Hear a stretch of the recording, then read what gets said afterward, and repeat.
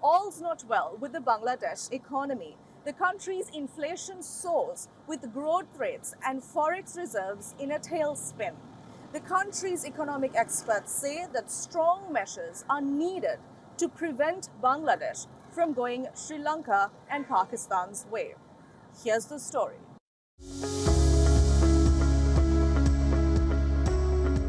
It was touted as a success story like few others, from what US diplomats once called a basket case to what the World Bank called an inspiring growth story. Its garment factories helped pull millions out of poverty. Just months ago, Bangladesh was grabbing headlines as an economic miracle.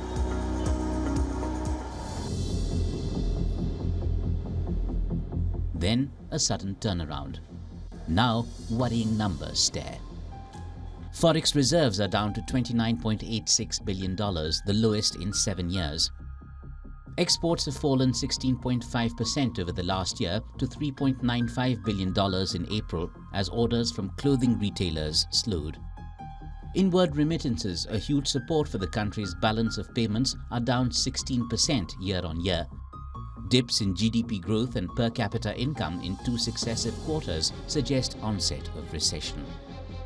The IMF has released $476 million as the first loan installment.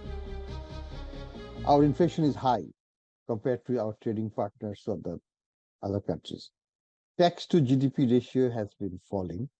We have been warning the government that your fiscal space is coming down.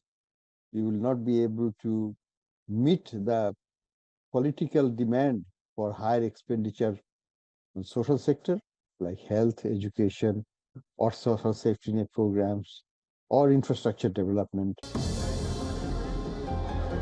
As with the revival a decade or so back, the nosedive also originates here. The ready-made garment industry, the second largest in the world, accounts for 80% of exports. And the primary culprit is declining international and domestic orders.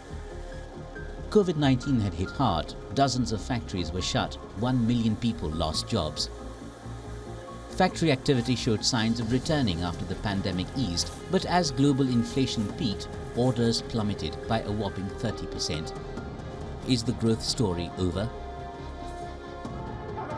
A ripple effect has followed. Public anger has erupted. With less money to import fuel came spiking prices. Diaspora remittances, another economy mainstay, slowed, and an energy crisis with rolling blackouts became a reality.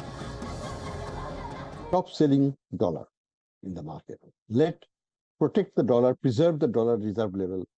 Let the exchange rate be primarily determined by the market forces. You can do little bit of intervention to smooth out fluctuations, but don't tamper with the direction. Economists have talked of Bangladesh going the Sri Lanka-Pakistan way, stressing though that the situation is not irreversible. Big fiscal tightening measures take priority to control the slide. Proper use of IMF aid will be critical, besides a close eye on China deploying the same debt trap as it has done in the past in South Asia.